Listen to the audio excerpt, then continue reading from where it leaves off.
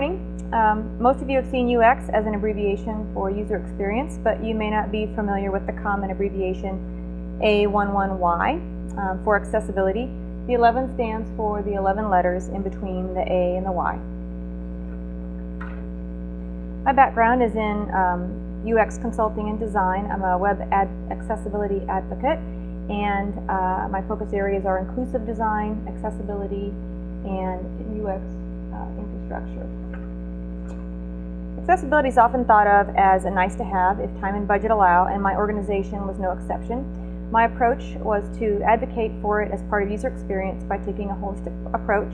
I used this familiar diagram to help show leadership that accessibility belonged in user experience. So I began making a case for inclusive design. I supported the greatest number of users under the broadest range of conditions and have better usability for all. Our fledgling UX team was making slow but steady progress.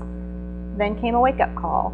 My company had sold a large group health insurance plan to a federal government agency, and it was assumed that we were Section 508 compliant, and I knew that indeed some of the site was not.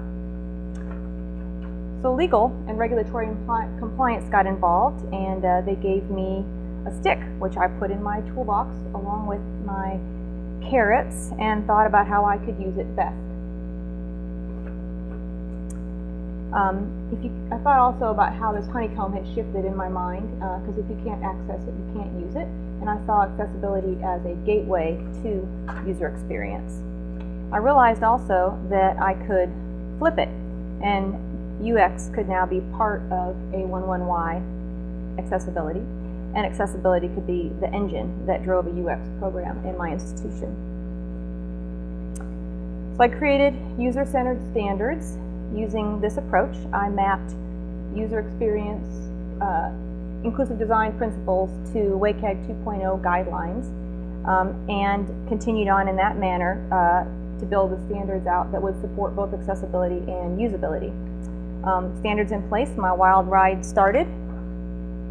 I needed to show that technical compliance was not enough, so I got business and IT in a room to watch a real blind user interact with the website, and it was an unmitigated disaster. She was caught in a navigational loop.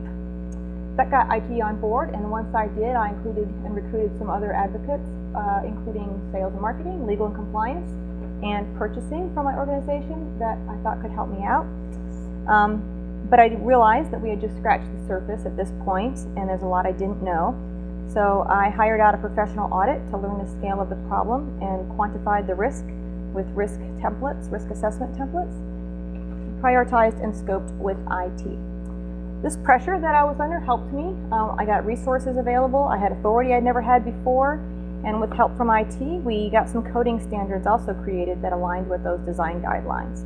And my new partners helped me understand impacts and supported my efforts.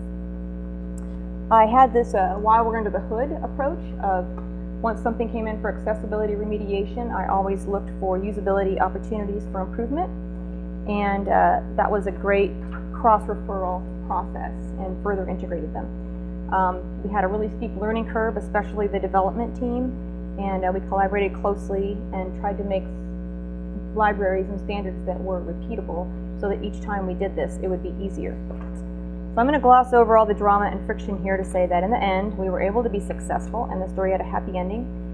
User experience was integrated into the SDLC, and we had some influence over the launching of websites in terms of the decision to launch or not to launch. So what if you don't have a high-stakes game with the government at your company?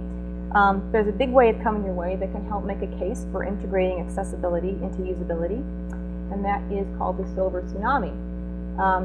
This is a coin termed by the Social Security Administration, which refers to 72 million people that are about to hit retirement age. They're experiencing disabilities associated with normal aging, and they don't think of themselves as disabled.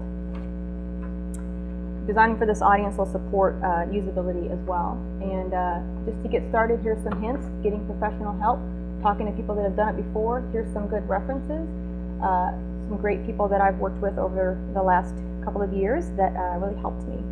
And thanks, and I guess we'll take questions at the end, and I'll give the mic back to Sandy.